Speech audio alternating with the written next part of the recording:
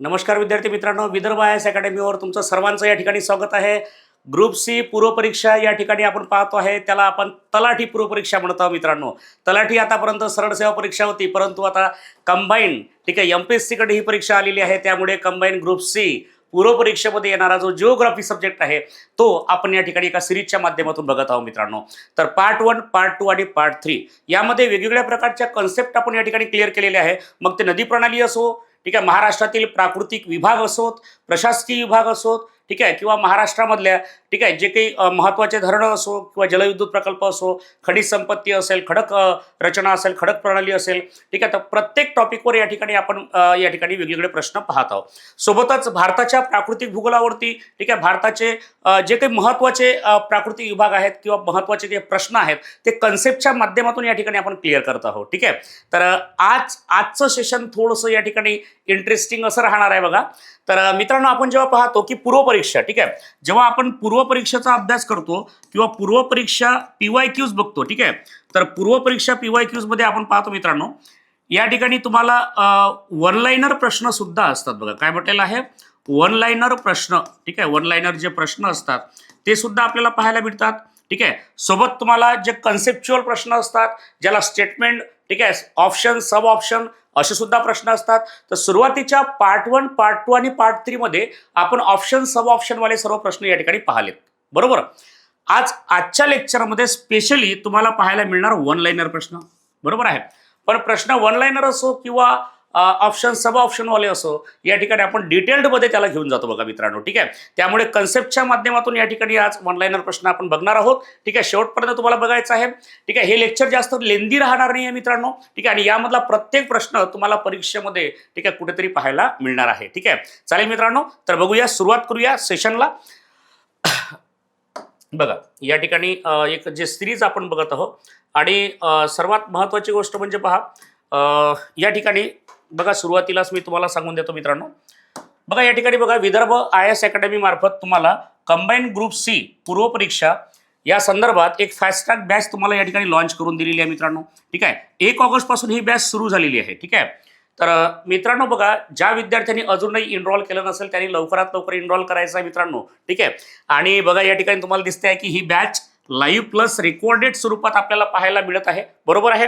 आणि या ठिकाणी बघा, टार्गेट 25 ऑक्टोबरला आपली पूर्व परीक्षा आहे. ठीक आहे, त्यामुळे हे बॅच तुम्हाला फास्ट ट्रॅक स्वरूपात अवेलेबल करून दिलेली आहे बघा. ठीक आहे, येणाऱ्या 80 ते 82 दिवसांचं जे नियोजन आहे ठीक आहे, हे सर्व या बॅचमध्ये परिपूर्ण तुम्हाला पाहायला मिळणार आहे मित्रांनो. ठीक आहे, तर ही बॅच जॉईन करण्यासाठी तुम्हाला ऍप्लिकेशनची लिंक डिस्क्रिप्शनमध्ये दिलेली आहे, कॉन्टॅक्ट नंबर दिलेले आहे, त्यावर लवकरात लवकर कॉल करायचं आणि बॅच सुरू करायची बघा. ठीक आहे, चालेल.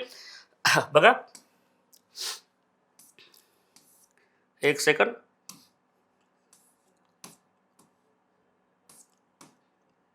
ओके, आजचा बघा पहिला प्रश्न एकदमच सोपा आणि एकदम सरळ. ठीक आहे, मी तुम्हाला पहिलेच क्लिअर केलं की आजचे प्रश्न हे वन लाइनर राहणार आहे. ठीक आहे, तर या माध्यमातून काय करायचं आहे की जो फॅक्च्युअल डेटा आपल्याला परीक्षेमध्ये विचारला जातो तर तो आपल्या हातून सुटू नये. ठीक आहे, हा त्यामागचा उद्देश आहे बघा. ठीक आहे, लहान लहान छोटे छोटे प्रश्न वेळेवर काय होतात. आता पहिली गोष्ट तर भूगोल विषयाचे आपल्याला फक्त विचारतात किती, 10 प्रश्न, आणि 10 प्रश्नामधून जर एखादा प्रश्न चुकून गेला ठीक आहे तर मग काय होतो, रिझल्ट तेवढ्याने आपला निघून जातो बघा मित्रांनो. आणि यावेळेस आपल्याला रिस्क घ्यायची नाही. खूप साऱ्या वॅकन्सीज आहे, खूप साऱ्या जागा तुम्हाला पाहायला मिळते बघा मित्रांनो. आणि अट्रॅक्शन असणारी पोस्ट म्हणजे काय तर तुमचे तलाठी. ठीक आहे, तुमचं तलाठी बनण्याचं स्वप्न यावेळेस पूर्ण होणार आहे मित्रांनो. ठीक आहे, तर त्यामुळे लहान लहान प्रश्न सुद्धा आपल्याला ठीक आहे थोडं या ठिकाणी बघून घ्यायचे आहे. बघा प्रश्न क्रमांक 21, कारण याच्या आधी 20 प्रश्न आपण घेतलेले आहे. महाराष्ट्राची पूर्व आणि पश्चिम, महाराष्ट्राची पूर्व आणि पश्चिम लांबी सुमारे किती किलोमीटर आहे. ठीक आहे, तर एकदम सिंपल वेनं तुम्हाला लक्षात ठेवायचा आहे. हा प्रश्न सुद्धा मी तुम्हाला छोट्याशा एका नकाशाच्या माध्यमातून सांगणार आहे बघा. आता मी तर म्हणतो की हा प्रश्न तुम्हाला सर्व विद्यार्थ्यांना माहीतच असेल बघा. ठीक आहे, म्हणजे तुम्हाला माहित आहे ना, पाठांतर आहे सर्वांच्या. ठीक आहे, आता हा महाराष्ट्र आहे बघा आपला. बरोबर, तर महाराष्ट्राची पूर्व पश्चिम लांबी म्हटलेलं आहे. ठीक आहे, आता पूर्व पश्चिम लांबी म्हटलं तर किती येणार आहे बघा, इथपर्यंत येईल बघा मित्रांनो. पूर्व पश्चिम लांबी जेव्हा आपण पाहतो किती येते, 800 किलोमीटर. किती येणार आहे, 800 किलोमीटर. म्हणजे आपलं जे योग्य उत्तर आहे ते आहे ऑप्शन नंबर 4. बघा, महाराष्ट्राची पूर्व पश्चिम लांबी किती आहे, 800 किलोमीटर. हा प्रश्न तोंडपाठच करून ठेवा. त्यानंतर बघा, महाराष्ट्राची उत्तर दक्षिण लांबी किती, बघा दुसरा प्रश्न. काय बघा, महाराष्ट्राची उत्तर दक्षिण लांबी म्हटलं तर किती येणार आहे? 700 किलोमीटर. किती येणार आहे? 700 किलोमीटर. बघा, क्लिअर झालं इथपर्यंत, बरोबर. त्यानंतर पहा, तुम्हाला जर विचारलं की महाराष्ट्राची उत्तर दक्षिण लांबी ही पूर्व पश्चिम लांबीपेक्षा कमी आहे की जास्त आहे, असे प्रश्न आपल्याला फिरवून विचारत असतात. तर बघा, महाराष्ट्राची उत्तर दक्षिण लांबी ही पूर्व पश्चिम लांबीपेक्षा काय आहे? कमी आहे. ठीक आहे, तर हे स्टेटमेंट क्लिअर करून ठेवायचं. त्यानंतर आपल्याला आणखी एक प्रश्न विचारतात, ठीक आहे, की महाराष्ट्राची, ठीक आहे, महाराष्ट्र पठाराची, ठीक आहे, महाराष्ट्र पठाराची सरासरी उंची विचारतात. सरासरी उंची, महाराष्ट्र पठाराची सरासरी उंची किती? ठीक आहे, हा प्रश्न सुद्धा विचारला जातो बघा परीक्षेमध्ये. आता असं समजून चला की हा महाराष्ट्र आहे, बरोबर आहे. आता महाराष्ट्रामध्ये काय पठार आपण पाहतो ना, तर महाराष्ट्र पठाराची उंची कसं लक्षात ठेवायचं बघा. ठीक आहे, व्यवस्थित लक्ष द्या. आता हे अशा पद्धतीने आहे महाराष्ट्र पठाराची उंची, बरोबर आहे. आता इथं तुम्हाला याच्यावरून लक्षात येऊन आलं असेल की हा महाराष्ट्राचा पश्चिम भाग, हा महाराष्ट्राचा पूर्व भाग. क्लिअर. महाराष्ट्र पठाराची जी उंची आहे हे पश्चिमेकडे किती आहे? 600 मीटर. बघा किती म्हटलेलं आहे, तर 600 मीटर, बरोबर. महाराष्ट्राची पूर्वेकडे जर पाहिलं तर पूर्वेकडे किती आहे? बघा, महाराष्ट्र पठार हे काय आहे? पठार आहे, पठार, बरोबर आहे. महाराष्ट्र पठाराची पश्चिमेकडे उंची किती आहे? 600 मीटर. पूर्वेकडे उंची किती आहे? 300 मीटर, बरोबर. काय म्हटलेलं आहे? 300 मीटर. मग आता 600 आणि 300 किती होतात? 900. आता बघा, सरासरी विचारलाय ना, सरासरी म्हणजे भागेला 2, कारण दोनच घटक आहे. मग भागेला 2 केले किती येतात? 450. महाराष्ट्र पठाराची सरासरी उंची किती? तर 450 मीटर. पाठच करून ठेवा, हा प्रश्न अपकमिंग आहे मित्रांनो. ठीक आहे, लक्षात घ्यायचं आहे आपल्याला. 3 क्वेश्चन आपण या ठिकाणी ऑनलाईनवर क्लिअर केलेत. पहा, महाराष्ट्राची पूर्व पश्चिम लांबी 800, उत्तर दक्षिण लांबी 700, सरासरी उंची किती आहे? 450 मीटर. पश्चिमेकडे किती आहे? 600, पूर्वेकडे किती आहे? 300. त्यामुळे महाराष्ट्र पठाराचा जो उतार आहे हा पश्चिमेकडून पूर्वेकडे कमी कमी कमी कमी होत जातो. त्यामुळे या ठिकाणी पूर्ववाहिनी नद्या आपल्याला वाहताना दिसतात. ठीक आहे, तर अशा पद्धतीने तुम्हाला लक्षात ठेवायचं आहे. पहिला प्रश्न आणि काही कन्सेप्ट या ठिकाणी आपण क्लिअर केल्यात. ठीक आहे, चालेल मित्रांनो. बघा, नेक्स्ट प्रश्न छोटासा होता. बघा, या ठिकाणी दिसते तुम्हाला 720 किलोमीटर काय आहे? तर महाराष्ट्र किनारपट्टी, बरोबर आहे. महाराष्ट्र किनारपट्टीची लांबी, किनारपट्टी, बरोबर आहे. हे थोडी वाढलेली आहे आता, बरोबर आहे. 900 तर येणारच नाही बघा मित्रांनो. 600 काय आहे? आपण पाहिलं, महाराष्ट्र पठाराची पश्चिमेकडील उंची किती आहे? तर 600. तर करेक्ट उत्तर काय येणार आहे? 800 किलोमीटर. Okay, next. महाराष्ट्राचा सुमारे 90% भूभाग हा खालीलपैकी कोणत्या खडकाने व्यापलेला आहे? ठीक आहे, तर ग्रॅनाइट आहे, नीस आहे, बेसॉल्ट आहे, चुनखडी आहे. हा प्रश्न बघा, म्हणजे काय, बेसॉल्ट खडक आहे जो प्रश्न आहे. ठीक आहे, बेसॉल्ट खडकावर दरवर्षी एक प्रश्न तुम्हाला विचारतातच. ठीक आहे, त्यामुळे हा प्रश्न करून जाणं भाग आहे बघा मित्रांनो. ठीक आहे, याचं उत्तर तुम्हाला दिसून आलेलं आहे की महाराष्ट्राचा जवळपास 90%, बरोबर आहे. कुठे कुठे तुम्हाला 86% सुद्धा दिसेल, तो सुद्धा बरोबर आहे. ठीक आहे, तर 86 to 90% जो भूभाग आहे महाराष्ट्राचा, ठीक आहे, तर तो कशाने, कोणत्या खडकाने? तर बेसॉल्ट खडकाने व्यापलेला आहे बघा. ठीक आहे, ऑप्शन नंबर 3 काय येणार आहे? करेक्ट आन्सर येणार आहे. तर बेसॉल्ट खडक हा काय आहे मित्रांनो? तर अग्निजन्य खडक आहे. ठीक आहे, बघा लक्षात घ्या, अग्निजन्य खडक. अग्निजन्य हा पृथ्वीचा एक पायाभूत खडक आहे बघा मित्रांनो. म्हणजे पृथ्वी निर्माण आली त्यानंतर आपण पाहतो की सर्वात पहिले जो खडक आपल्याला या ठिकाणी पाहायला मिळाला तो आहे अग्निजन्य खडक. ठीक आहे, तर अग्निजन्य खडकाचा तो काय आहे? एक भाग आहे. महाराष्ट्र पठाराची निर्मिती कशी झाली बघा. ठीक आहे, तर ते सुद्धा आपण कालच्या सेशनमध्ये पाहिलेलं आहे, त्यामुळे ते कन्सेप्ट रिपीट करणार नाही. बघा, आपण ज्या विद्यार्थ्यांनी पहिले सुरुवातीचे पार्ट 1, पार्ट 2, पार्ट 3 पाहिले नसेल त्यांनी एकदा बघून घ्या मित्रांनो. खूप छान कन्सेप्ट त्या ठिकाणी आपण क्लिअर केलेले आहे, स्पष्टीकरण केलेले आहेत. ठीक आहे, चालेल. बघूया पुढचा प्रश्न. ओके, भारतातील सर्वात प्राचीन घडीचा पर्वत खालीलपैकी कोणता आहे? ठीक आहे, तर बघा या ठिकाणी भारतातील ज्या पर्वतरांगा आपण पाहतो, तर त्या भारतातील पर्वतरांगा एकदा पूर्ण क्लिअर करून घ्या. मी फक्त तुम्हाला दाखवतो की कोणत्या ठिकाणी कोणता पर्वत आहे. तर ठीक आहे, चालेल. बघा या ठिकाणी तुम्हाला दिसेल, बरोबर, हा आपला भारत आहे बघा. बघा या ठिकाणी झाला, निघाला बघा, भारत तुमचा लगेच तयार होतो. ठीक आहे, ओके. भारतामधील एखाद्या वेळेस तुम्हाला पर्वतरांगेवर प्रश्न पडत असतो. ठीक आहे, त्यामुळे आपल्या पर्वतरांगा क्लिअरच असल्या पाहिजे की कोणत्या ठिकाणी कोणता पर्वत आहे. चालेल, तर बघा, ओके. तर मित्रांनो, सर्वांच्या क्लिअर एवढं लक्षात असेल की भारताचा पश्चिम आणि पूर्वेपर्यंत पसरलेला, ठीक आहे, हा जो पर्वत आहे जगातील सर्वात उंच पर्वतरांग ती म्हणजे हिमालय पर्वतरांग. जवळपास 2500 किलोमीटर लांब ही हिमालय पर्वतरांग आहे. बरोबर आहे. मी तुम्हाला लोकेशन क्लिअर करून देतो बघा. ठीक आहे, त्यानंतर बघा अरवली पर्वत. ठीक आहे, अरवली पर्वत कुठं आहे बघा, तर गुजरात, राजस्थान आणि हरियाणा. बरोबर आहे, गुजरात, राजस्थान, हरियाणा, दिल्लीपर्यंत पसरलेला ठीक आहे हा आपल्याला प्रदेश दिसतो बघा, ही पर्वतरांग दिसते. बरोबर आहे. ठीक आहे, तर ही पर्वतरांग हजारो लाखो करोडो वर्षांपासून ठीक आहे काय करत आहे, तर हा जो वायव्य जो भाग आहे आपला, ठीक आहे, तर नॉर्थ वेस्ट कडून येणारे जे उष्ण वारे आहेत ते भारतामध्ये शिरू देत नाही. या थरच्या वाळवंटातील जे वाळू आहे ते रोखून ठेवण्याचे काम कोण करतो, तर हा अरवली पर्वत करतो बघा. हा लक्षात ठेवा, अरवली पर्वत. ठीक आहे ना, अरवली पर्वत हा झाला तुमचा हिमालय पर्वत. ठीक आहे, हिमालय पर्वत, अरवली पर्वत झाले दोन्ही पर्वत क्लिअर.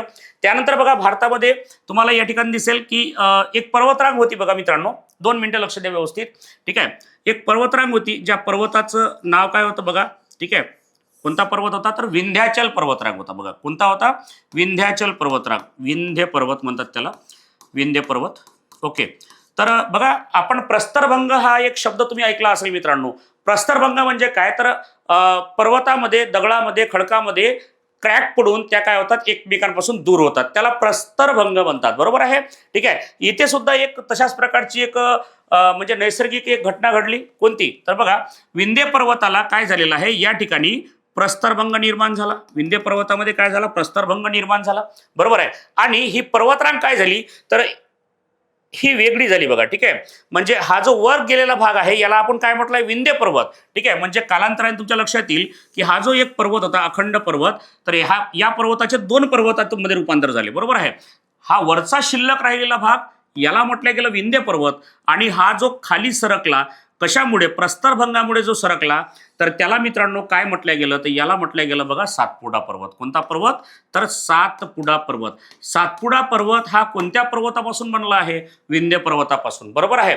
आणि या प्रस्तरभंगामुळे इथं जे खचदरी निर्माण झाली बघा मित्रांनो, तर या खचदरीतून कोणती नदी वाहते, तर नर्मदा नदी वाहते बघा. कोणती नदी वाहते मित्रांनो, तर नर्मदा नदी वाहते बघा. ठीक आहे, एकदम सोप्या आणि साध्या शब्दांमध्ये तुम्हाला समजेल या शब्दांमध्ये हे सर्व डायग्रामच्या माध्यमातून तुम्हाला सांगणं चालू आहे बघा मित्रांनो. प्रश्न कसा आहे ते, ठीक आहे, तर खालीलपैकी खचदरीतून वाहणारी नदी कोणती, तर त्याचं उत्तर काय ते नर्मदा. बरोबर आहे. नर्मदा नदी कोणत्या 2 पर्वतरांगांमध्ये वाहते, विंध्याचल पर्वत, सातपुडा पर्वत. आणि याचं बेसिक काय आहे, तर सातपुडा पर्वत हा विंध्य पर्वताचाच भाग आहे. तर विंध्य पर्वतापासून सातपुडा पर्वत कशामुळे वेगळा झाला, तर प्रस्तरभंगामुळे वेगळा झाला. Concept clear. ठीक आहे, आता हे लोकेशन जर पाहिलं तर कुठं पाहायला मिळते बघा, तर गुजरात, महाराष्ट्र, मध्य प्रदेश, छत्तीसगड. बरोबर आहे. इकडे ओडिशा, झारखंड पर्यंत पसरलेला हा जो पर्वत दिसतो तुम्हाला, तर हा कोणता आहे मित्रांनो, हा आहे विंध्याचल पर्वत बघा. कोणता पर्वत आहे, विंध्याचल पर्वत. बरोबर.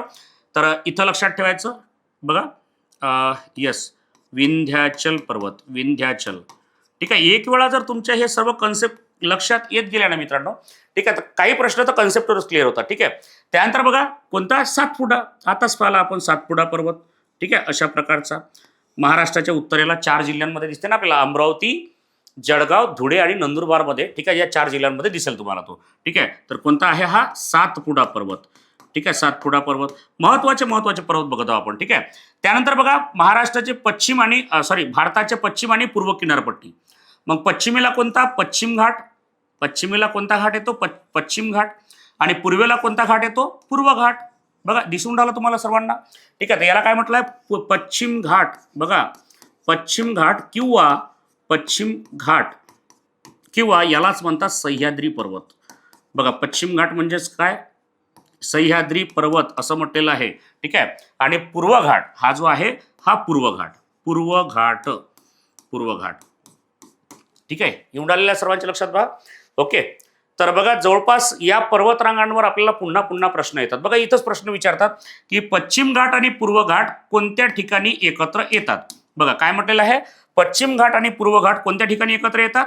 तर बघा इथं एक पर्वत आहे निलगिरी पर्वत. कोणता पर्वत आहे मित्रांनो, तर हा आहे निलगिरी पर्वत. बघा लक्षात ठेवायचं, निलगिरी पर्वत, निलगिरी पर्वत, निलगिरी पर्वत. ठीक आहे, बघा काय म्हटलेलं आहे, पश्चिम घाट व पूर्व घाट कोणत्या ठिकाणी एकत्र येतात. तर या ठिकाणी लक्षात ठेवायचं निलगिरी पर्वतामध्ये.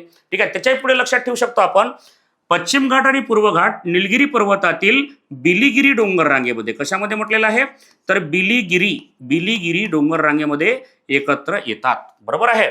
पश्चिम घाट व पूर्व घाट निलगिरी पर्वतातील बिलिगिरी डोंगर रांगामध्ये काय होतात एकत्र येतात. हा प्रश्न बऱ्याच वेळा विचारलेला आहे. ठीक आहे, चालेल मित्रांनो. बघा, ठीक आहे. तर मग याच्यामध्ये आणखी एक प्रश्न विचारतात. ठीक आहे, उंच शिखराबद्दल. बरोबर आहे. तर मग अरवली पर्वतातील सर्वात उंच शिखर गुरु शिखर. बरोबर आहे.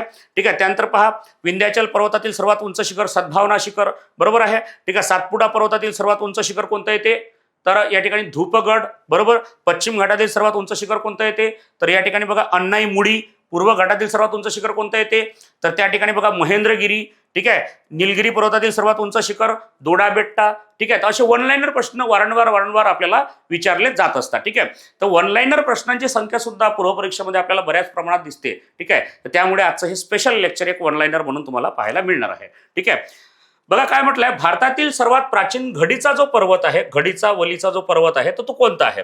आता आपण पाहतो घडीचा जो पर्वत आहे तो हिमालयी आहे आणि अरवली पण आहे. ठीक आहे. मग या दोनपैकी उत्तर नेमकं घ्यायचं कोणतं तर त्यांनी काय म्हटलं भारतातील सर्वात प्राचीन. बघा इथे एक शब्द दिलेला आहे. काय म्हटलंय सर्वात प्राचीन, म्हणजे प्रश्नामधील शब्द हेरायचा असतो बघा. ठीक आहे. तर या ठिकाणी तुम्हाला सर्वात प्राचीन म्हटलं तर अरवली. ऑप्शन नंबर काय येणार आहे 2 मध्ये. ठीक आहे. तर भारतातील सर्वात प्राचीन पर्वतरांग कोणती आहे तर अरवली पर्वतरांग आहे. ठीक आहे. आणि त्यामध्ये सुद्धा ती कशाची घडीची पर्वतरांग आहे. परंतु अलीकडे पाहतो आपण की जो अरवली पर्वत हा एवढा उंच होता तो आज आपल्याला ठीक आहे अत्यंत त्याची हाईट कमी झालेली दिसते. म्हणून याला आता काय म्हणतात अवशिष्ट पर्वत असं म्हणतात. बघा काय म्हणतात त्याला अवशिष्ट पर्वत. बघा अवशिष्ट म्हणजे शिल्लक राहिलेल्या स्वरूपात. बरोबर आहे. ठीक आहे. तर हे सुद्धा तुम्हाला चालता लक्षात ठेवायचं आहे. या युट्यूब सेशनचा मित्रांनो तुम्हाला खूप सारा फायदा होणार आहे तुमच्या परीक्षांमध्ये. ठीक आहे. तेवढं एक लक्षात ठेवायचं आहे. चालेल, बघूया नंतरचा प्रश्न. क्लिअर. ओके, चला पहा. बघा धारवाड प्रणालीचे खडक प्रामुख्याने महाराष्ट्रामध्ये कोणत्या जिल्ह्यांमध्ये पाहायला मिळतात. ठीक आहे, एक मिनिट.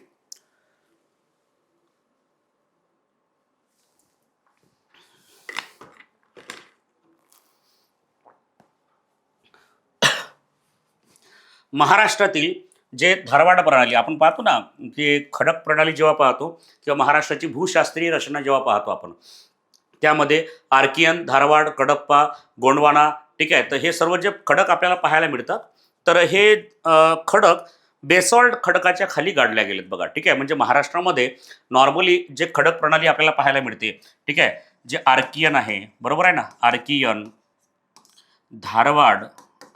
धारवाड कडप्पा बरोबर आहे, गोंडवान सोबत विंध्ययन पर्वत श्रेणी सुद्धा आहे. विंध्ययन खडक प्रणाली. बरोबर आहे. ठीक आहे. विंध्ययन तर फक्त आपल्याला कुठं पाहायला मिळते फक्त चंद्रपूरमध्ये पाहायला भेटते बघा. ठीक आहे, चालेल ना. तर हे जे खडक प्रणाली आपल्याला पाहायला मिळते हे सर्व कोणत्या खडकाच्या खाली गाडल्या गेले बघा मित्रांनो तर बेसॉल्ट खडकाच्या खाली. बेसॉल्ट. बरोबर आहे. परंतु आपण पाहतो की बेसॉल्ट खडकाची महाराष्ट्रामध्ये पूर्वेकडे जर पाहिलं आपण की म्हणजे पूर्व विदर्भ वगैरे पाहतो तिकडे बेसॉल्ट खडकाची जाडी अत्यंत कमी झालेली आहे आणि हे खडक उघडे पडायला लागले आहेत. बरोबर आहे. आता बघा तुम्हाला जर विचारलं की महाराष्ट्राचा सर्वात पायाभूत खडक कोणता बघा काय म्हटलंय पायाभूत खडक. सर्वात पायाभूत खडक जर म्हटलं तर त्याचं उत्तर घ्यायचं आर्कियन. बघा काय म्हटलंय सर्वात पायाभूत खडक म्हटलं तर कोणता घ्यायचा आर्कियन. बरोबर आहे. ठीक आहे. आणि बघा इथं प्रश्न काय विचारला आपल्याला की धारवाड प्रणालीचे खडक.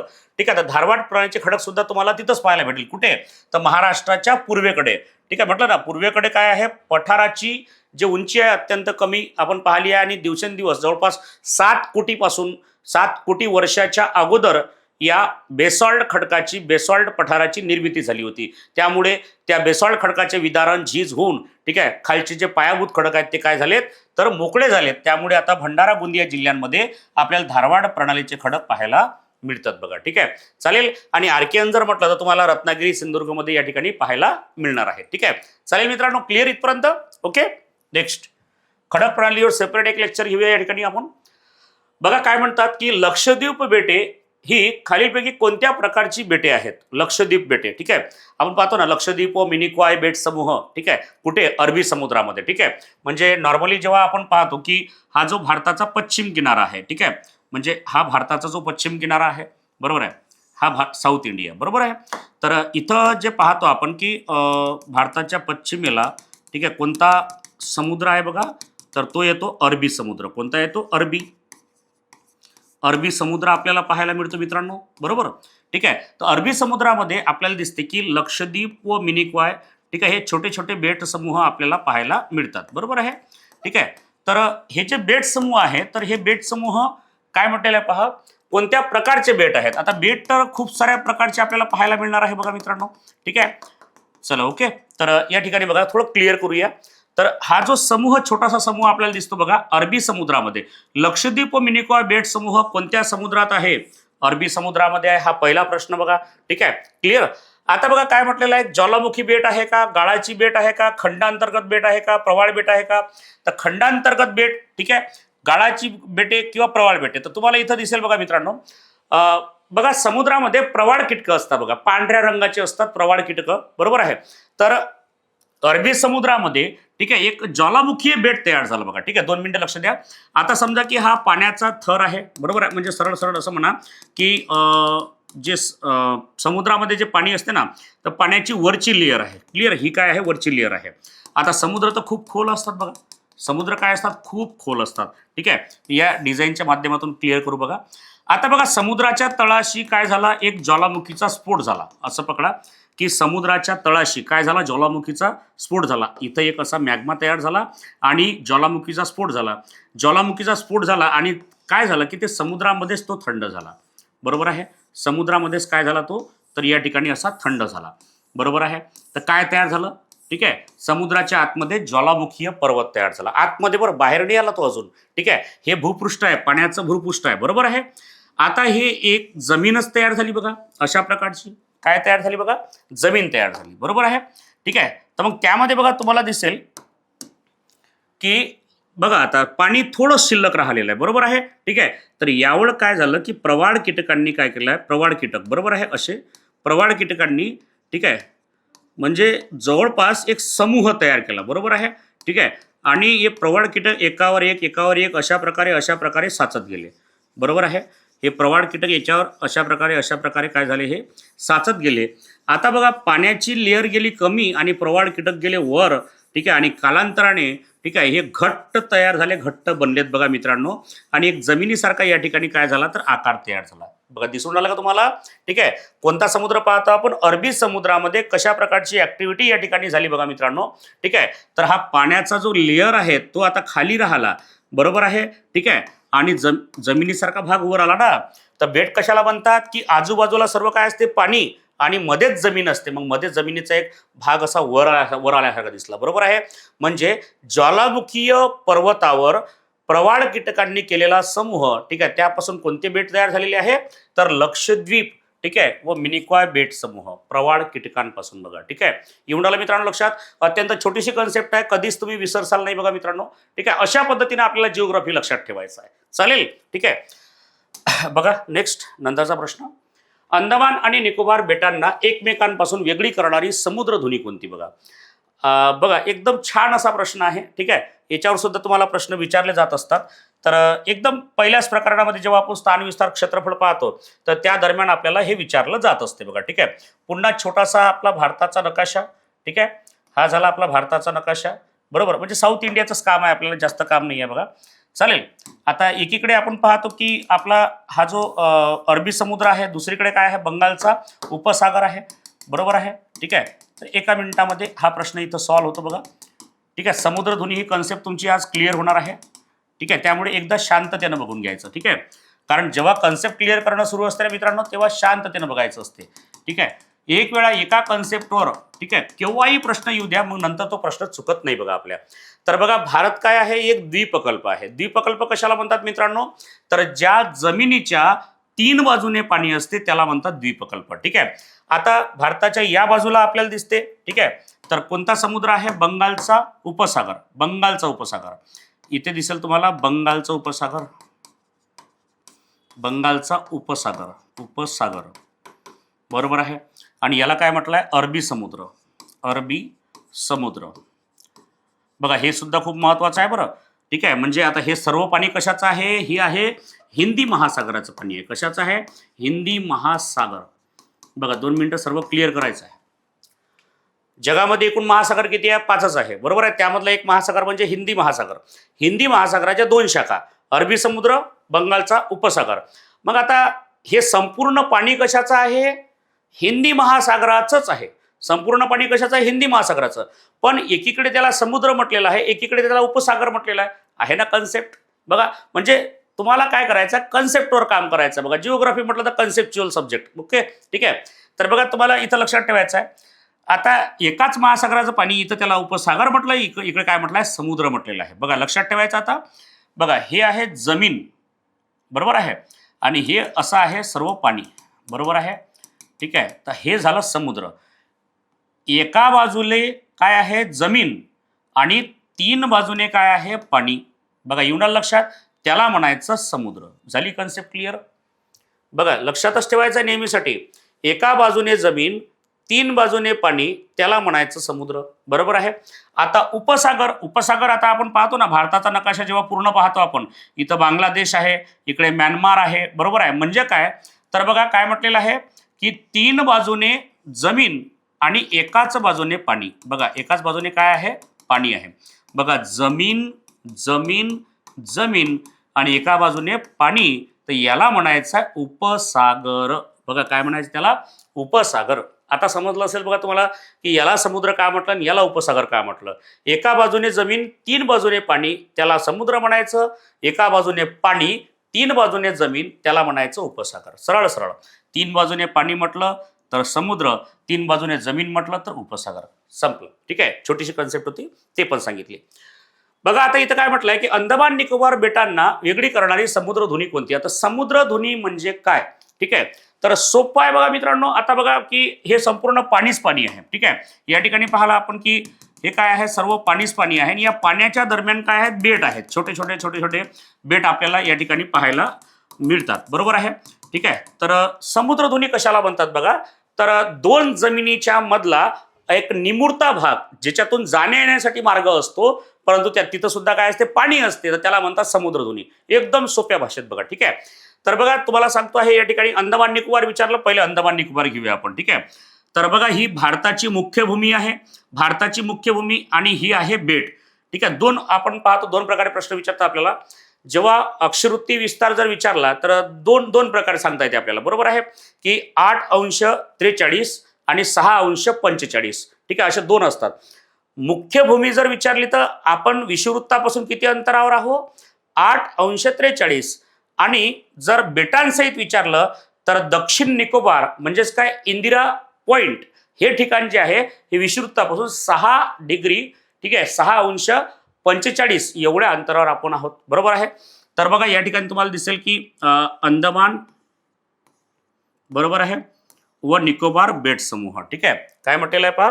अंदमान व निकोबार बेट समूह. ठीक आहे, हे वर जे दिसते आपल्याला हे आहे अंदमान आणि हे आहे निकोबार बेट समूह. चला, क्लिअर. आता याला अंदमान म्हटलेलं आहे, बरोबर आहे, आणि याला निकोबार म्हटलेलं आहे. याला काय म्हटलंय? निकोबार म्हटलेलं आहे. आता मला काय करायचं आहे? ठीक आहे, या ठिकाणाहून या ठिकाणी जायचं आहे.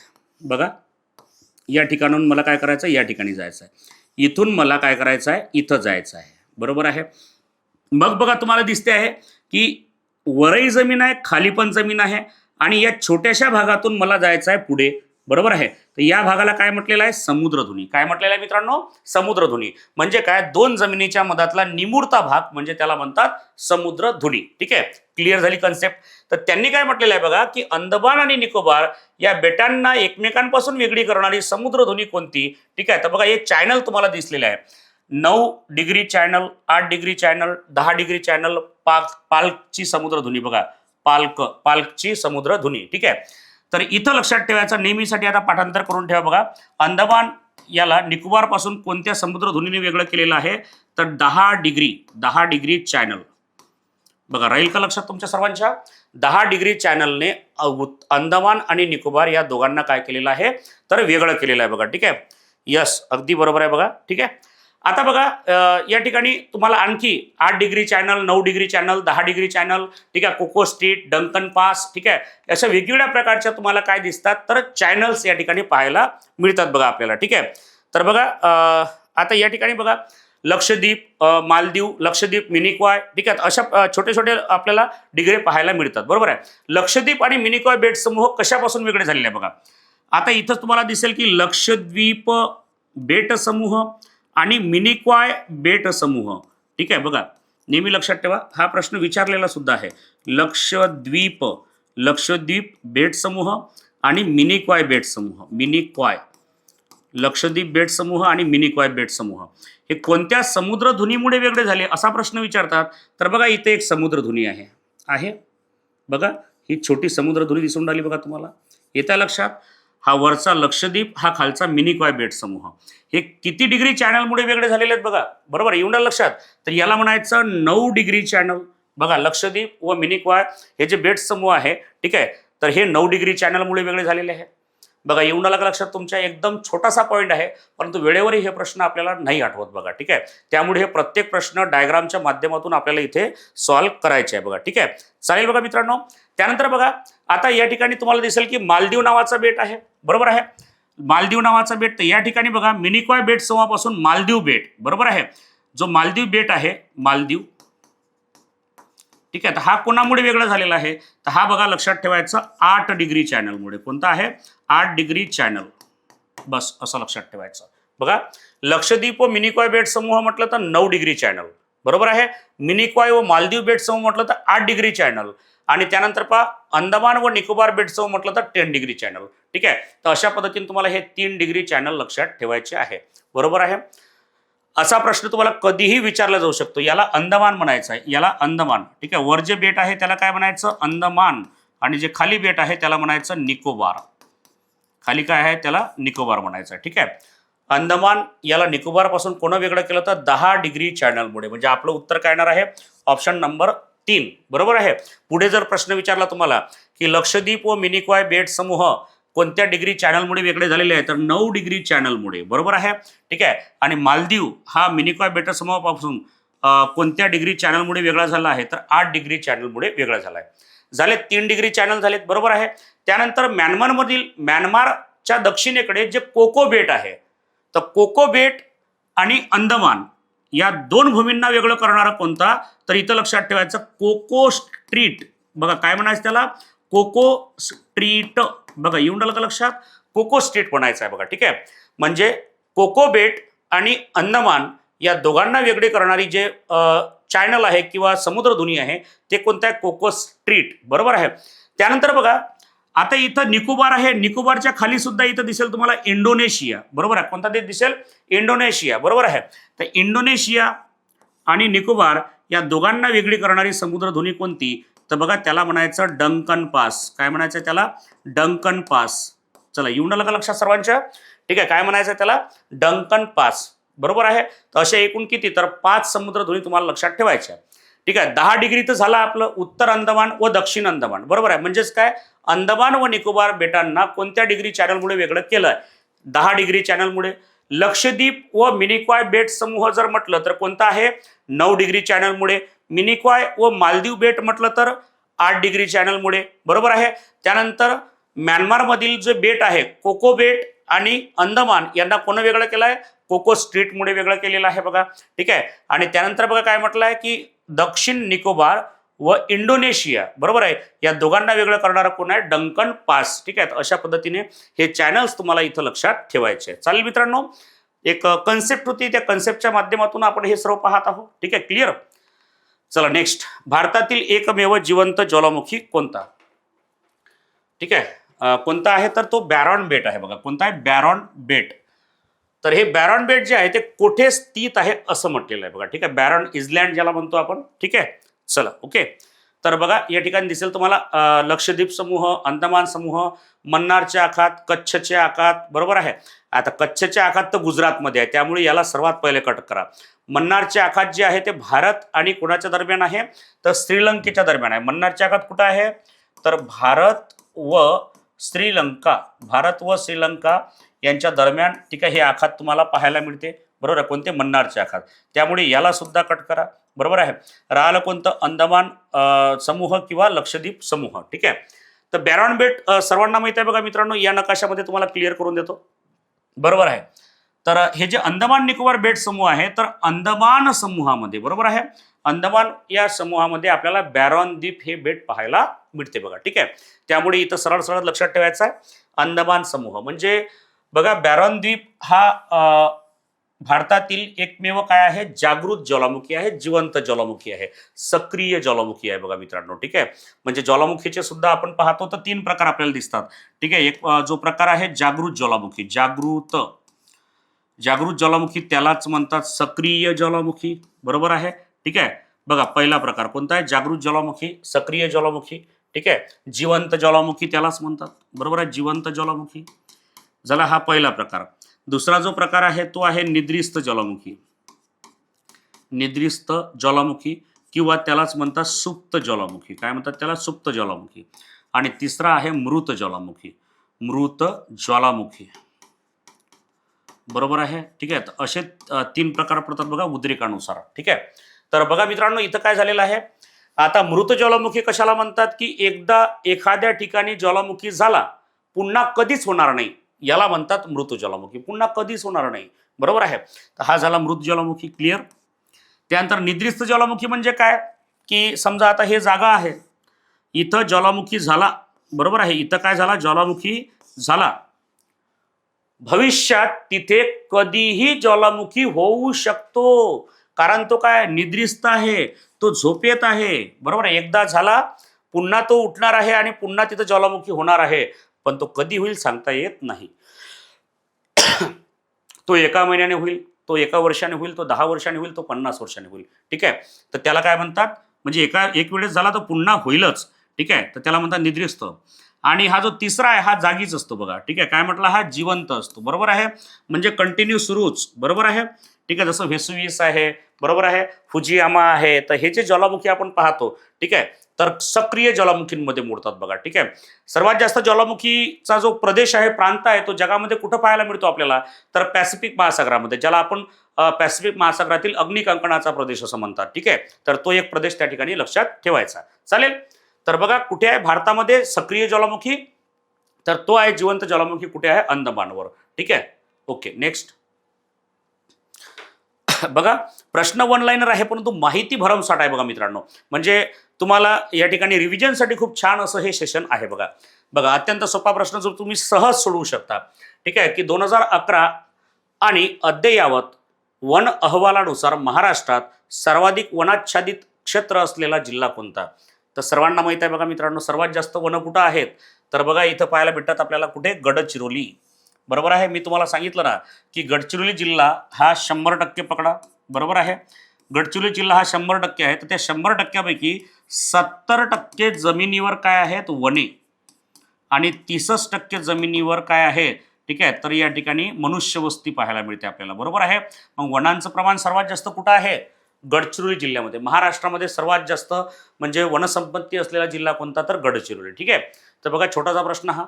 नेक्स्ट, भारतातील सर्वात कमी पावसाचे ठिकाण बघा कोणतं आहे, लेह. हे कोणत्या हवामान प्रदेशामध्ये येते, तर लेहचा प्रदेश कुठे येतो असं विचारलेलं आहे. ठीक आहे, चला बघा. बघा तुम्हाला आन्सर येत असेल तर कमेंटमध्ये सांगायचं बघा मित्रांनो, आणि जर व्हिडिओ आवडला ना तर नक्की मित्रांपर्यंत शेअर करत चला. ठीक आहे, म्हणजे जेणेकरून हीच माहिती तुमच्या मित्रांना सुद्धा मिळाली पाहिजे बघा. चालेल मित्रांनो, ओके. आणि तुमचे काही डाऊट असेल तर तुम्ही कमेंटमध्ये विचारू शकता. ठीक आहे, लेक्चरबद्दल तुम्ही कमेंटमध्ये सांगू शकता बघा मित्रांनो. ठीक आहे, आणि नेक्स्ट पार्ट कोणते असले पाहिजे, जसं 1-2 विद्यार्थ्यांचे मी कमेंट पाहिल्या तर नदी प्रणालीवरती विद्यार्थ्यांची थोडी मागणी आहे, तर तो व्हिडिओ लगेच या ठिकाणी मिळेल बघा तुम्हाला. ठीक आहे, एकदम निश्चिंत राहायचं बघा. ठीक आहे, चालेल, चला बघा या प्रश्नाचं उत्तर सांगण्याचा प्रयत्न करायचा आहे.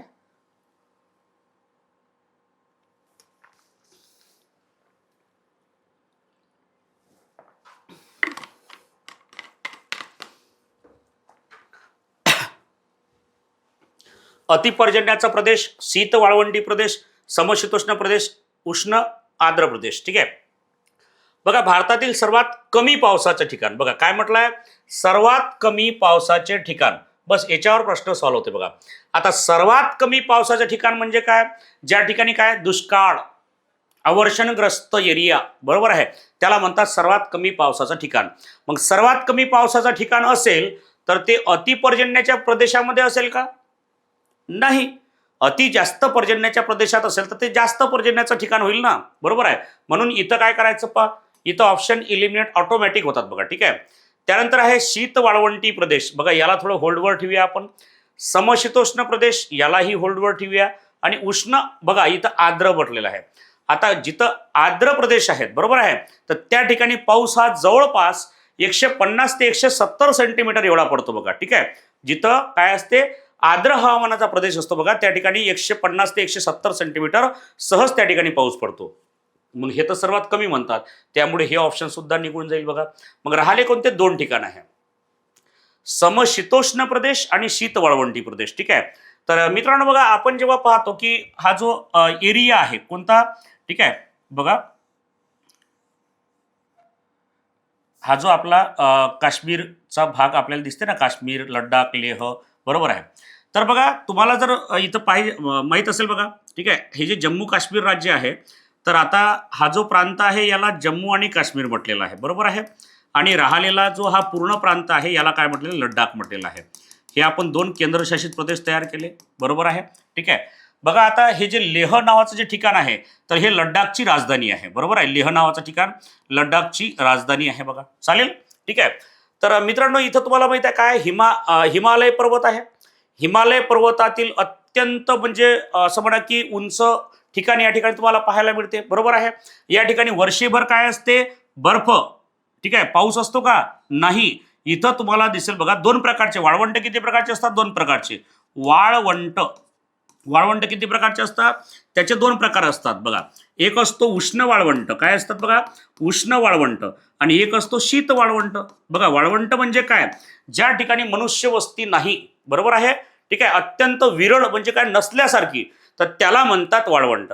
बघा वाळवंटाची कन्सेप्ट काय आहे तुमच्या डोक्यात आतापर्यंत असेल की वाळवंट म्हणजे आपले वाळू, रेती, राजस्थान, बरोबर आहे. ठीक आहे. तेवढंच नाही मित्रांनो, ते तर झालं. आता बघा भारतामध्ये आपण पाहतो की या साईडला, ठीक आहे, एक वाळवंट आपल्याला पाहायला मिळते, बरोबर आहे. तर त्याला काय म्हटलं आपण, थरचे वाळवंट. काय म्हटलंय, थारचे वाळवंट. चला येऊन आलं लक्षात. तर थरचं वाळवंट जे आहे हे काय आहे, उष्ण वाळवंट आहे. ओके. आपण पाहतो थरच्या वाळवंटात जर तुम्ही गेले असेल ऍक्च्युअल मध्ये, ठीक आहे, तर त्या ठिकाणी फक्त वाळूच वाळू, वाळूच्या टेकड्या, ठीक आहे, चंद्राकृती टेकड्या तुम्हाला पाहायला मिळेल, बारखान त्या ठिकाणी पाहायला मिळेल, बरोबर आहे. कुठे, थरच्या वाळवंटामध्ये, बरोबर आहे. तर इथं काय, उष्ण वाळवंट, वाळूच वाळू, मनुष्य वस्ती नाही. त्यानंतर बघा इथं जो लडाखचा एरिया आहे, तर या ठिकाणी काय आहे, बर्फच बर्फ, बर्फच बर्फ, मनुष्य वस्ती नाहीच, बरोबर आहे. तर अशा एरियाला काय म्हणतात, शीत वाळवंट असं म्हणतात. ठीक आहे. आणि हा काय, तर भारतातील सर्वात कमी पावसाचा प्रदेश आहे. ठीक आहे. कोणतं, तर लेह, बरोबर आहे. तर याला म्हणतात शीत वाळवंटी प्रदेश, कारण वाळवंटामध्ये मनुष्य वस्ती नसते. करेक्ट उत्तर काय येईल, ऑप्शन नंबर 2. बघा इथे सुद्धा तुमच्या काही कन्सेप्ट क्लिअर झाले असेल बघा. ठीक आहे मित्रांनो, अत्यंत महत्त्वाच्या कन्सेप्ट आपण आजच्या लेक्चरमध्ये डिस्कस करत आहोत बघा. ठीक आहे. आणि जे सुरुवातीचे 3 पार्ट तुमचे झालेले आहेत त्याच्यामध्ये सुद्धा खूप छान अशा कन्सेप्ट क्लिअर केलेले आहे. ठीक आहे. तुम्ही जे विद्यार्थी आज पहिल्यांदा या लेक्चरला बघत असेल, ठीक आहे, आणि त्यांनी अगोदरचे लेक्चर पाहिले नसेल, तर अगोदरचे लेक्चर कृपया लवकरात लवकर खरंच बघा मित्रांनो. ठीक आहे. कारण आपल्याला परीक्षेला वेळ कमी आहे आणि अशाच प्रकारे एक एक सब्जेक्ट आपल्याला कंप्लीट करत न्यायचा आहे बघा. ठीक आहे. युट्यूबमध्ये तुम्हाला फक्त काय प्रश्न आणि प्रश्नांची उत्तर नाही, ठीक आहे, इथं तुम्हाला प्रश्नांच्या माध्यमातून कन्सेप्ट सांगणं चालू आहे, ते सुद्धा लक्षात ठेवायचं आहे. ठीक आहे. चालेल. नेक्स्ट बघा, महाराष्ट्रात जांभी मृदा प्रामुख्याने कोणत्या जिल्ह्यात आढळते. बघा जांभी मृदा, बघा मी तुम्हाला सरळ सरळ सांगतो, जांभी मृदा कुठं असते किंवा लॅटराइट मृदा कुठं असते बघा मित्रांनो. ठीक आहे. तर जास्त पावसाचा प्रदेश, बघा काय म्हटलेलं आहे, जास्त पावसाचा प्रदेश किंवा अति जास्त पावसाचा प्रदेश असंही म्हटलं तरी चालेल. चला येऊन आलं लक्षात. आता बघा महाराष्ट्रात जांभी मृदा म्हणजे ज्याला लॅटराइट सॉइल असं म्हणतो, लॅटराइट कॅप्स असं म्हणतात. ठीक आहे. तर ते प्रामुख्याने कोणत्या जिल्ह्यामध्ये आढळते. आता महाराष्ट्रामध्ये 36 जिल्हे आहे बघा मित्रांनो, बरोबर आहे. हा जो महाराष्ट्र तुम्हाला या ठिकाणी दिसते आहे बघा. ठीक आहे. तर महाराष्ट्रामध्ये सर्वात जास्त पाऊस कुठं पडतो बघा मित्रांनो, बरोबर आहे. आता हा झाला सह्याद्री पर्वत आपला, बरोबर आहे. हा आहे सह्याद्री पर्वत. आणि महाराष्ट्रामध्ये सर्वात जास्त पाऊस कुठं पडतो माहिती आहे आपल्याला, बघा कोकणामध्ये सर्वात जास्त पाऊस पडतो. त्याच्यामध्ये 2 भाग केले आपण, उत्तर कोकण, दक्षिण कोकण. तर सर्वात जास्त पाऊस कुठं पडतो, तर दक्षिण कोकणामध्ये. बघा आपला सर्वात जास्त पाऊस कुठं पडतो, दक्षिण कोकणामध्ये, बरोबर आहे. काय म्हटलंय पहा, सर्वात जास्त काय म्हटलंय, जास्त पावसाचा प्रदेश कोणता, दक्षिण कोकण. बघा येऊन आलं लक्षात तुमच्या. आता जिल्हे जर पाहिले तर बघा या ठिकाणी नागपूर वर्धा. आता नागपूर वर्धा जर म्हटलं तर इथं बघा, इथं दिसेल तुम्हाला, ठीक आहे, नागपूर आहे, बरोबर आहे, नागपूर, बरोबर आहे, वर्धा, नागपूर वर्धा हे झाले 2 जिल्हे, नागपूर वर्ध्याचा एरिया, बरोबर आहे. त्यानंतर रत्नागिरी, सिंधुदुर्ग, अहमदनगर, पुणे, बरोबर आहे. तर बघा इथं दिसेल तुम्हाला अहमदनगर आणि पुणे, बघा इथं दिसेल अहमदनगर आणि पुणे, अहमदनगर आणि पुणे, बरोबर आहे, अहिल्यानगर. आणि धुळे आणि जळगाव, बघा काय म्हटलं आहे, इथं आहे धुळे, बरोबर आहे, आणि इथं आहे जळगाव, धुळे आणि जळगाव. चला येऊन आलं का लक्षात. हे जिल्हे नकाशा पाठ पाहिजे बघा. याच्यासाठी काय पाहिजे, नकाशा पाठ पाहिजे, ठीक आहे. म्हणजे नकाशामध्ये कोणता जिल्हा कुठे आहे हे जर तुम्हाला समजलं तर बघा जिओग्राफीचे, महाराष्ट्र जिओग्राफीचे प्रश्न तसे सहज तुम्ही सॉल्व्ह करू शकता. बघा कोणता जिल्हा कुठे आहे ते पहिले करून ठेवायचं आहे. काय करायचं त्यासाठी की ब्लँक नकाशा आणायचा ज्याच्यामध्ये जिल्ह्याच्या रेषा असतात बघा, ठीक आहे. तर ब्लँक नकाशा आणायचा, तो पहिले पाहून भरायचा, बरोबर आहे, पाहून भरायचा, नंतर अशा प्रकारची माहिती त्याच्यामध्ये फिलअप करायची, ठीक आहे, चालेल. आता बघा मी काय म्हटलं तुम्हाला, महाराष्ट्रामध्ये सर्वात जास्त पाऊस कुठे पडतो, तर तो पडतो दक्षिण कोकणामध्ये. यांनी म्हटलं धुळे, जळगाव, वर्धा, नागपूर, महाराष्ट्र आपलं अहमदनगर, पुणे या दिशेला म्हटलेलं आहे. आपल्याला काय पाहिजे, रत्नागिरी, सिंधुदुर्ग. मी डायरेक्ट तुम्हाला सांगितलं महाराष्ट्रामध्ये सर्वात जास्त पाऊस कुठं पडतो, कोकणामध्ये, आणि त्यामध्ये सुद्धा कुठं, तर दक्षिण कोकणामध्ये. उत्तर काय येईल, रत्नागिरी आणि सिंधुदुर्ग. रत्नागिरी, सिंधुदुर्ग. दक्षिण कोकणामध्ये सरासरी पाऊस किती पडतो, 250 सेंटीमीटर व त्याच्यापेक्षा जास्त पाहायला मिळतो बघा तुम्हाला, ठीक आहे. तर म्हणून त्या ठिकाणी महाराष्ट्रामध्ये उष्णकटिबंधीय सदाहरित वने कुठे पाहायला मिळतात, तर ते पाहायला मिळतात आपल्याला रत्नागिरी आणि सिंधुदुर्गमध्ये. कुठे, दक्षिण कोकणामध्ये पाहायला मिळतात बघा. येत आहे मित्रांनो लक्षात तुमच्या, ठीक आहे. प्रत्येक कन्सेप्ट मग ते जगाची असो, भारताची असो किंवा महाराष्ट्राची असो बघा मित्रांनो, ठीक आहे. एकदम डिटेलमध्ये आणि एकदम साध्या पद्धतीने प्रत्येक गोष्ट मॅपमध्ये बघा, ठीक आहे. तर अशा पद्धतीने आपल्याला काय करायचं, स्टेप बाय स्टेप सर्व अभ्यास करायचा आहे, ठीक आहे. पाहूया पुढचा प्रश्न बघा. भारतातील रब्बी हंगामाचा कालावधी सर्वसाधारणपणे कोणता असतो. बघा आता इथं स्टेप बाय स्टेप सर्व दिलेलं आहे. 2 हंगाम असतात बघा, खरीप हंगाम आणि रब्बी हंगाम. खरीप हंगाम आणि दुसरा असतो रब्बी हंगाम, ठीक आहे. बघा दुसरा काय असतो, रब्बी हंगाम, खरीप हंगाम आणि रब्बी हंगाम. आता नॉर्मली साध्या पद्धतीने घेऊया आपण, ठीक आहे. एकदम आपलं बिलकुल कसं असते, एकदम साधं सुध आपल्या शब्दात, ठीक आहे. कसं, खरीप हंगाम म्हणजे काय, तर वरच्या पावसावर, ठीक आहे, म्हणजे वरच्या पावसावर जे शेती डिपेंडेड असते, ठीक आहे. तर त्याला काय म्हणायचं, खरीप शेती, सरळ बरोबर आहे. मग पावसाळ्याचा जो समजा वेळ आहे, ठीक आहे, म्हणजेच काय, तर जून ते सप्टेंबर त्याला म्हणायचं खरीप हंगाम. बघा काय म्हटलंय, जून ते सप्टेंबर म्हटलं तर खरीप हंगाम, बरोबर आहे. आणि रब्बी हंगाम आपण पाहतो ना की गव्हाचे पीक किंवा हरभऱ्याचे पीक केव्हा घेतले जाते, रब्बी हंगामामध्ये घेतले जाते, बरोबर आहे. म्हणजे त्याला आपण कोरडवाहू हरभरा सुद्धा म्हणतो बघा, ठीक आहे. कोरडवाहू गहू म्हणतो आपण, ठीक आहे. कोरडवाहू गहू नाही म्हणत, ठीक आहे, हरभरा म्हणतात बघा, ठीक आहे. चला पहा 2 मिनिटं लक्ष द्या. तर जून ते सप्टेंबर हा जो पावसाळ्याचा कालखंड असतो, तर याच्यामध्ये कोणता हंगाम असतो, खरीप हंगाम, बरोबर आहे. आणि मग सप्टेंबरच्या नंतर बघा काय म्हटलेलं आहे पहा, ऑक्टोबर ते मार्च, जून ते ऑक्टोबर, मार्च ते जून आणि जानेवारी ते एप्रिल, ठीक आहे. तर बघा आता जून ते सप्टेंबर हा पावसाळ्याचा कालखंड झाला, जून ते सप्टेंबर, ठीक आहे. मग जून ते ऑक्टोबर येईल का, नाही, सर्वात पहिले याला काढायचं, बरोबर आहे. आता काय म्हटलंय, मार्च ते जून हा तर उन्हाळा असतो बाबा, ठीक आहे. याच्यामध्ये कुठं पिकं असतात, मार्च ते जून मध्ये, ते फक्त बागायती शेतीसाठी असतात, ज्यांच्याकडे पाण्याची व्यवस्था आहे, ठीक आहे, फळावट वगैरे घेऊ शकतात, ते आहे. जानेवारी ते एप्रिल हा कालखंड कोणता असतो, ठीक आहे. यामध्ये अर्धा हिवाळा आणि अर्धा उन्हाळा पाहायला मिळतो आपल्याला, ठीक आहे. हा सुद्धा येणार नाही. तर मग काय, मी तुम्हाला काय म्हटलंय, जून ते सप्टेंबर पावसाळा संपल्याच्या नंतर ऑक्टोबर पासून जो चालू होतो, ऑक्टोबर ते मार्च, तर हा काय असतो बघा, तर भारतातील महाराष्ट्रातील काय असतो, रब्बी हंगामाचा काय असतो, एरिया असतो किंवा महिना असतो बघा, ठीक आहे. तर सहज पद्धतीने लक्षात ठेवू शकता बघा तुम्ही. खरीप हंगाम म्हटलं तर जून ते सप्टेंबर, बरोबर आहे. आणि रब्बी हंगाम म्हटलं तर ऑक्टोबर ते मार्च, ठीक आहे. तर मार्च खूप लेट झालं बघा ते, बरोबर आहे. तर ज्याला आपण ऑक्टोबर, नोव्हेंबर, डिसेंबर, जानेवारीपर्यंत तो आपल्याला साधारणतः पाहायला मिळतो. चालेल, ओके. बघा ही सुद्धा कन्सेप्ट काय झाली आपली, क्लिअर झाली, ठीक आहे. चला पाहूया पुढचा प्रश्न. भारतातील हरित क्रांतीचे जनक म्हणून कोणाला ओळखले जाते. बघा नेहमी याच्यामध्ये बघा doctor Verghese Kurien, doctor Norman Borlaug, doctor MS Swaminathan, doctor Amartya Sen, ठीक आहे. तर हे वेगवेगळे ऑप्शन तुम्हाला या ठिकाणी पाहायला मिळत आहेत बघा, ठीक आहे. चला तर करेक्ट उत्तर काय येणार आहे, ठीक आहे. तर इथं पाठच करून ठेवा बघा, डायरेक्ट एक पाठ करा, बाकीचे सहज लक्षात राहते, ठीक आहे. हरित क्रांतीचे जनक, हरित क्रांती, ठीक आहे, म्हणजे हरित क्रांती ज्याला आपण काय म्हटलेलं आहे, म्हणजे पिकामध्ये म्हणजे कशा पद्धतीने आपण वाढ करू शकतो त्यासाठी, ठीक आहे, हरित क्रांती भारतामध्ये आपण पाहतो.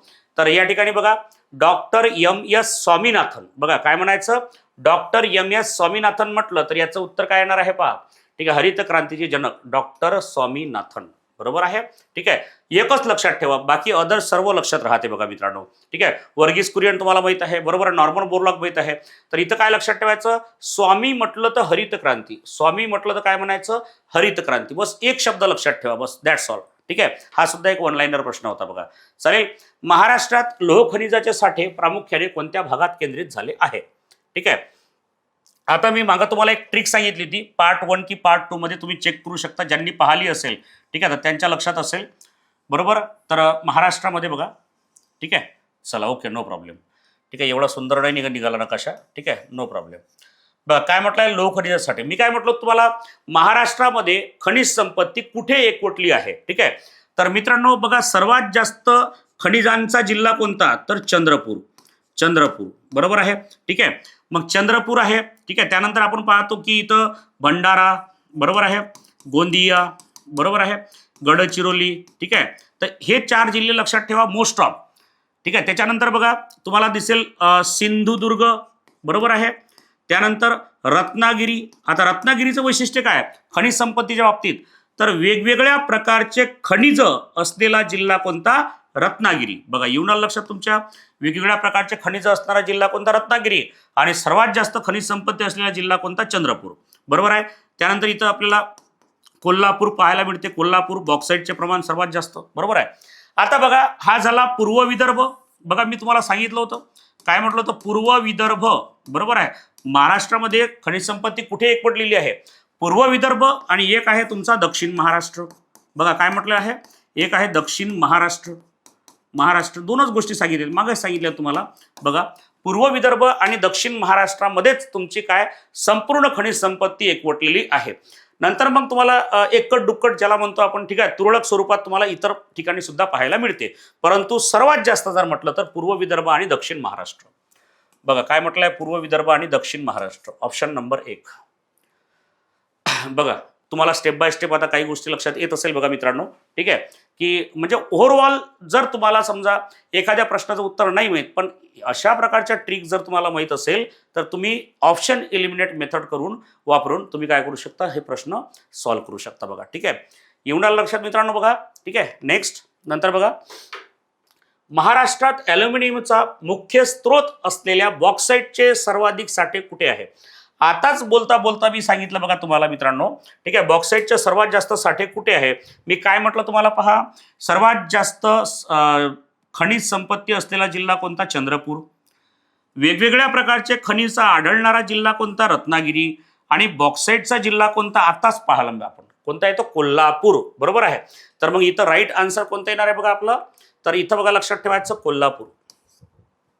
बघा येऊन आलं लक्षात, बॉक्साईटचे सर्वाधिक साठे असलेला जिल्हा कोणता आहे, तर तो आहे कोल्हापूर, ठीक आहे. चालेल बघा मित्रांनो, क्लिअर. नेक्स्ट, महाराष्ट्रातील पहिले जलविद्युत केंद्र कोणते, ठीक आहे. बघा अतिशय छान असा हा प्रश्न दिसतो तुम्हाला, महाराष्ट्रातील, ठीक आहे, पहिले जलविद्युत केंद्र कोणते, ठीक आहे. हा प्रश्न चुकू देऊ नका, ठीक आहे. आणि वनलाइनर प्रश्न आपल्याला जेव्हा परीक्षेमध्ये विचारतात अशा प्रकारचे, ठीक आहे, तर तशा वेळेस हा असा एखादा प्रश्न चुकायला नको बघा मित्रांनो, ठीक आहे. तर बघा लक्षात ठेवायचं खोपोली, ठीक आहे, कोणता आहे तो, खोपोली. बघा खोपोली हे जे ठिकाण आहे हे महाराष्ट्रातील पहिले जलविद्युत केंद्र आहे, म्हणजे पाण्यापासून वीज निर्मिती, बरोबर आहे. तर हे लक्षात ठेवायचं आहे तुम्हाला. त्यानंतर महाराष्ट्रातील सर्वात मोठा जलविद्युत प्रकल्प कोणता आहे, तर कोयना, बरोबर आहे. महाराष्ट्रातील सर्वात मोठा जलविद्युत केंद्र कोणता आहे, कोयना जलविद्युत केंद्र, ज्याला आपण शिवसागर असं म्हटलेलं आहे. काय म्हटलेलं आहे, शिवसागर असं सुद्धा या ठिकाणी याचं नाव आपल्याला दिसते बघा मित्रांनो, ठीक आहे. येऊन राहिले लक्षात पहा. जायकवाडी हा बहुउद्देशीय प्रकल्प आहे. महाराष्ट्रामध्ये कुठं पाहायला मिळतो? पैठणला. बरोबर आहे. कोणत्या नदीवर आहे? गोदावरी नदीवर आहे बघा मित्रांनो. येत आहे लक्षात? बरोबर. या जायकवाडीलाच काय म्हणतात तर नाथसागर या नावाने ओळखलं जाते. नाथसागर. बरोबर आहे. येत आहे लक्षात पहा. क्लिअर. ठीक आहे. तर यामध्ये प्रश्न काय विचारला तर पहिला जलविद्युत प्रकल्प म्हटलं तर खोपोली. बरोबर आहे. ठीक आहे. तर अशा पद्धतीचे आपल्याला वन लाईनर प्रश्न परीक्षेमध्ये विचारले जात असतात मित्रांनो. ठीक आहे. चला पहा. तर अशा प्रकारची हे सिरीज तुमची मित्रांनो या ठिकाणी कंटिन्यू राहणार आहे. बरोबर. तर त्या पद्धतीनं तुम्हाला बघा तयारी सुरू ठेवायची आहे. बघा त्यानंतर बघा मित्रांनो या ठिकाणी बघा जर तुम्हाला व्हिडिओ आवडला असेल ना मित्रांनो तर नक्की तुमच्या मित्रापर्यंत तुम्हाला काय करायचं मित्रांपर्यंत शेअर करायचं आहे. ठीक आहे. तुमचे काही डाऊट असेल तर तुम्ही कमेंटमध्ये मित्रांनो विचारू शकता. बरोबर. आणि बघा फक्त काय तर आपल्याला अभ्यासच नाही करायचा आहे, अभ्यासासोबत सराव सुद्धा करायचा आहे. त्यासाठी बघा या ठिकाणी तुम्हाला दिसत आहे की ग्रुप सी पूर्वपरीक्षा 2026 साठी म्हणजे 25 ऑक्टोबरला जी आपली पूर्वपरीक्षा होणार आहे त्यासाठी आपण या ठिकाणी अभ्यास सुरू केलेला आहे. ठीक आहे. तर आपला अभ्यास किती झाला हे चेक करण्यासाठी इथे एक टेस्ट सिरीज तुम्हाला या ठिकाणी पाहायला मिळते मित्रांनो. तर बघा टेस्ट सिरीज वेळापत्रक तुम्हाला दिलेलं आहे. तर महाराष्ट्र पब्लिक सर्व्हिस कमिशन मार्फत ग्रुप सी पूर्वपरीक्षा या ठिकाणी आपण पाहतो आणि यावेळेस एवढ्या मोठ्या वॅकन्सी आपल्याला दिलेल्या आहे मित्रांनो. त्यामध्ये एक जागा आपली पक्की असली पाहिजे हे ठरवून चालायचं आहे. तर त्या ठिकाणी बघा एक टेस्ट सिरीज तुम्हाला प्रोव्हाइड केलेली आहे पूर्वपरीक्षेची. ठीक आहे. या ठिकाणी एकूण 8 टेस्ट तुम्हाला या ठिकाणी सोडवायला मिळणार आहे. प्रत्येक टेस्ट हे रविवारी होणार आहे बघा मित्रांनो. कधी होणार आहे? रविवारी. कारण आपला आयोगाचा पेपर सुद्धा रविवारी असतो. टेस्टचा जो टायमिंग असतो तो 11 ते 12. बरोबर आहे. टेस्टचा टायमिंग बरोबर. आयोगाचा वेळ काय असतो? 11 ते 12 वाजताच आपली टेस्ट असते. 11 ते 12 1 तास. बरोबर आहे. एकदम अतिशय आयोगाच्या पॅटर्न प्रमाणे ठीक आहे प्रश्नांची क्वालिटी तुम्हाला त्या ठिकाणी पाहायला मिळेल. आणि या टेस्ट सिरीजचं वैशिष्ट्य म्हणजे काय त्याचं जे स्पष्टीकरण आहे प्रिंटेड मिळेल. प्रत्येक प्रश्नाचं स्पष्टीकरण तुम्हाला या ठिकाणी पाहायला मिळेल. बरोबर. ठीक आहे. आणि बघा संपूर्ण महाराष्ट्रामध्ये तुम्हाला ही टेस्ट सिरीज म्हणजे एक सेंटर तुम्हाला अवेलेबल करून दिलेलं आहे बघा. जसं नागपूर आहे, यवतमाळ आहे, दर्यापूर आहे, छत्रपती संभाजीनगर आहे, आर्वी आहे, चंद्रपूर आहे, आपलं अमरावती आहे. बरोबर आहे. तर तुम्हाला वेगवेगळ्या ठिकाणी हे सेंटर अवेलेबल करून दिलेले आहेत. ज्या ठिकाणी तुम्ही जिथं जॉईन करू शकता. बरोबर आहे. जे ठिकाण तुम्हाला जवळ पडेल तिथं तुम्ही त्या ऑफलाईन टेस्ट सिरीज तुम्ही जॉईन करू शकता. आणि जर ऑफलाईन पॉसिबल नसेल तर तुम्हाला ऑनलाईन सुद्धा सुविधा करून दिलेली आहे मित्रांनो. बघा इथं ऑफलाईन टेस्ट सिरीज 599 रुपये, ऑनलाईन टेस्ट सिरीज 399 रुपये. अतिशय कमी फीजमध्ये क्वालिटी कंटेंट तुम्हाला या ठिकाणी प्रॅक्टिससाठी अवेलेबल करून दिलेला आहे मित्रांनो. 16 ऑगस्ट पासून ही टेस्ट सिरीज चालू होत आहे. ठीक आहे. तर लवकरात लवकर एनरोल करायचं आहे आणि आपली प्रॅक्टिस या ठिकाणी सुरू ठेवायची आहे बघा. ठीक आहे.